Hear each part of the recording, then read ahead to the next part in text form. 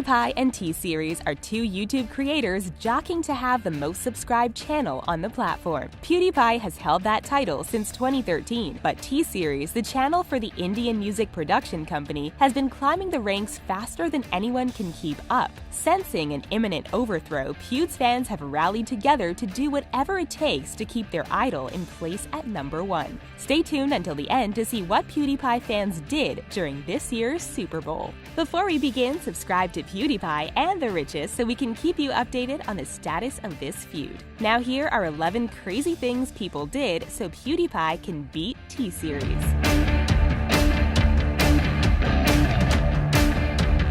PewDiePie has a lot of celebrity fans who are willing to dip deep into their resources to help Pew defeat T-Series. Case in point, Justin Roberts, a member of Logan Paul's Team 10, bought PewDiePie a billboard in New York's Times Square. The billboard is one of the largest digital ad spaces in the city and is right next to where the giant ball drops every New Year's Eve. Roberts put Pew's face in the ad along with the message "Keep PewDiePie #1" on YouTube. The billboard allegedly cost $1 million, but it's not known if Roberts paid for it or if he cashed in on some favors. This wasn't Roberts' first time acquiring a billboard. He did the same thing for Team 10 in 2017. Regardless of whether he footed the bill for Pew's billboard, he made millions of New Yorkers aware of the T-Series battle, so you could say he did his part. PewDiePie has some genius supporters as well. Patrick Adair is a YouTuber and designer who created a ring that can cause YouTube on nearby phones to ask its users to unsubscribe from T-Series and subscribe to PewDiePie. We know this sounds impossible, but it works. The ring, which is red and black and designed in imitation of Pew's logo, contains a chip that utilizes near-field communication, or NFC. Near-field communication allows separate portable devices to communicate with each other without being connected. So a person can tap the ring against another person's phone to essentially hack their YouTube app in the most innocent and hilarious way. This ring isn't intended to be mass-produced. Patrick Adair disclaimed that the ring is too expensive to make more of, and that its creation was a way for Patrick to do his part in Pew's war against T-Series and to raise money for charity. This is a bit of a letdown, since we can't think of a better weapon than millions of PewDiePie fans with T-Series unsubscribing rings. This next PewDiePie soldier will have a few mentions in this video. Jimmy Donaldson, known online as Mr. Beast, is a popular YouTuber who organized the most comprehensive advertising campaign of all PewDiePie supporters. A native of Greenville, North Carolina, Mr. Beast claimed to have bought every billboard in the city and plastered Pew's face on them. One of the billboards read, "Calling all bros, you can save YouTube. Subscribe to PewDiePie, unsubscribe from T-Series." He also bought ad space on trucks, posted flyers, purchased TV, radio, web, and bathroom ads, did interviews on local radio telling people to subscribe to PewDiePie, and even wandered the town letting random people know about the campaign. Nobody can accuse him of not doing his part. Mr. Beast is famous for his financial stunts, so his campaign for Pew is definitely on brand. He once tipped a waitress $10,000 after ordering 2 glasses of water, and another time he bought $50,000 worth of scratch tickets to see what he'd win. Spoiler, it was just over $32,000. But the pro PewDiePie stunts get much weirder. Mr. Beast is actually pretty practical when it comes to content creation, but other YouTubers make absurdity their top priority. Davide Beal, a YouTube guitarist who posts from the channel Davey504, flew all the way from Hong Kong to Delhi, India, to play PewDiePie's diss track in front of the T-Series headquarters. He recorded himself making his stand against the rival company and posted the video on YouTube, where he urged viewers to also take the plunge against T-Series by unsubscribing from the channel and subscribing to Pew. Davide's a true bro. Not only did he travel 2,300 miles to pledge his allegiance to PewDiePie in spectacular fashion, but he also hosted a fundraiser on YouTube where he played the track for 10 hours straight as one of the longest musical marathons ever recorded. This was done to raise Pew's subscriber count, as well as his own, of course. These videos did their part. At last count, Pew's beating T-Series by about 57,000 subscribers. Not all advertising campaigns have been legal, though. The PewDiePie T-Series feud has been a smorgasbord for pro-Pewd hackers. In November 2018, 50,000 printers were hacked to print messages of support for PewDiePie. All kinds of personal and business printers were targeted for having vulnerable firmware, which the hacker, known by the pseudonym Hacker Giraffe, infiltrated and started producing 50,000 phantom prints. Luckily, he was using his talent for good and not evil. T-Series fans would, of course, disagree with this sentiment, but it's better to print messages of support for PewDiePie rather than anything more controversial. Again, T-Series fans don't see a difference, and neither do most journalists. Hacker Giraffe received a lot of publicity for his work, having gotten 25,000 Twitter followers just for hacking printers. In December, a hacker named J3WS3R took over where Hacker Giraffe left off by hacking an additional 80,000 printers. He also took down the T-Series website with a denial of service attack. A very fruitful partnership thus developed between the two hackers and Pewd fans. They did their part, and we haven't even told the half of it.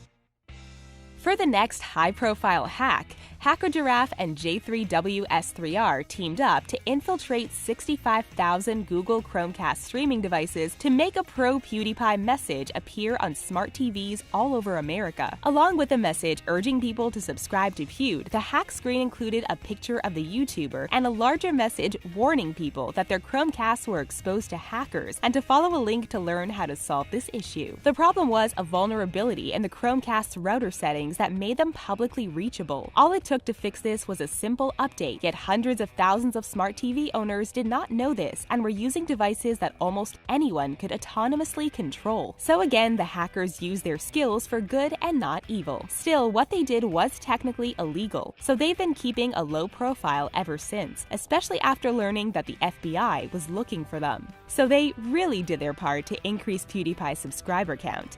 Who else would sacrifice their freedom for a half-facetious YouTube war?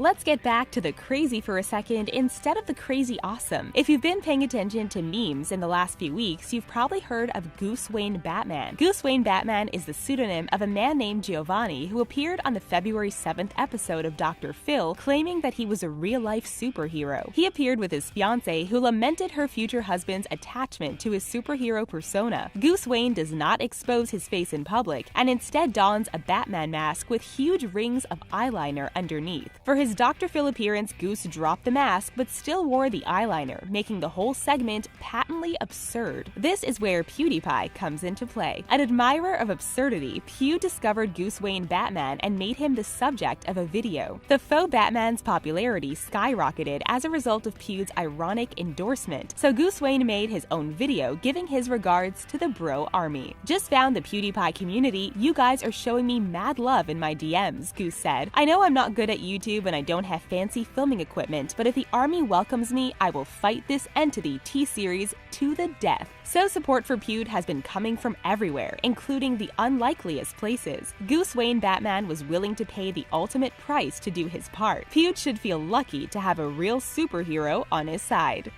We have to mention another pro-PewDiePie digital crime, because there are just so many of them. On December 17, 2018, anonymous fans hacked the Wall Street Journal site to display a fake article exonerating Pewd and apologizing for how he was treated. For those of you who don't know, the Wall Street Journal was very critical of Pewd. Their journalists accused him of anti-Semitism, which caused Pewd to lose his YouTube Red series, Scare PewDiePie, and for Disney's digital network to drop him as a client. T-Series was listed as the author of the fake article, which said Wall Street Journal would like to apologize to PewDiePie. Due to misrepresentation by our journalists, those of whom have now been fired, we are sponsoring PewDiePie to reach maximum subscribers and beat T-Series to 80 million. We also need your credit card number, expiry date, and the lucky 3 digits on the back to win the chicken dinner in Fortnite. Employees of the Journal were quick to delete the post, so you could say that they didn't do their part.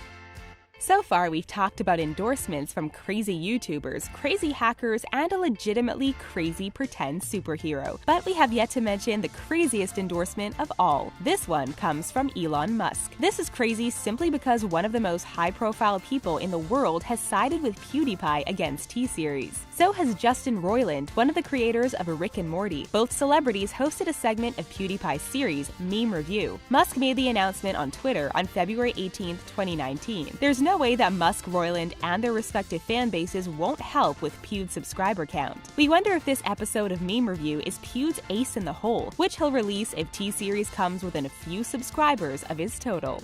We've saved the best, and we mean craziest, hack for last. In January 2019, a hacker who calls himself SideFX tapped into dozens of Nest brand security cameras and requested users to subscribe to PwediePie. Since he had control of both Nest's cameras and microphones, he asked people with his own voice to hit that subscribe button. And since he could see their every movement, he had them hold their phones up to the camera to prove that they were subscribed. These hacks were accomplished with credential stuffing, a process in which a hacker reuses passwords that were uncovered during other breaches and hopes that they work on a new target. This time, Nest was the target, and since the company didn't have two-factor login authentication, many of the passwords worked to give the hacker instant access to people's private lives. SideFX admitted that he had cracked the login codes of over 4,000 Nest users and had access to 300 cameras. Though this breach definitely wasn't ethical, SideFX did it for the lulz and to do his part in the war against T-Series.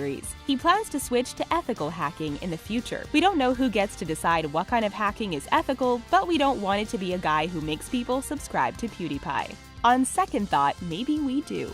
That was the last hack we'll mention, but we still have to talk about the biggest stunt done on PewDiePie's behalf. As everyone knows, the Super Bowl is the most watched broadcast on American TV every year. More Americans tune into the football game than the population of the Philippines. Knowing how many people will be watching, companies pay more than $5 million for 30 seconds of ad space. This is what MrBeast was planning to do for PewDiePie. Remember MrBeast? The guy who decked out an entire city in PewDiePie ads? Well, before 2019's Super Bowl, he decided he'd sell Subscribe to PewDiePie t-shirts to raise enough money for a 10-second ad during television's biggest event. However, plans changed when the YouTuber realized that the ad would probably be rejected even if he had the money. So for Plan B, MrBeast and 4 of his friends bought tickets to the game and became PewDiePie billboards for the full 3.5 hours. They sat directly behind the Los Angeles Rams field goal and each wore shirts that read, when put in the correct order, sub to PewDiePie. So the fivesome got a decent amount of camera time. The shirts were visible in the CBS broadcast during the last seconds of the game and were captured in a photo ESPN tweeted of Steven Gostkowski missing the 46-yard field goal. MrBeast came through yet again.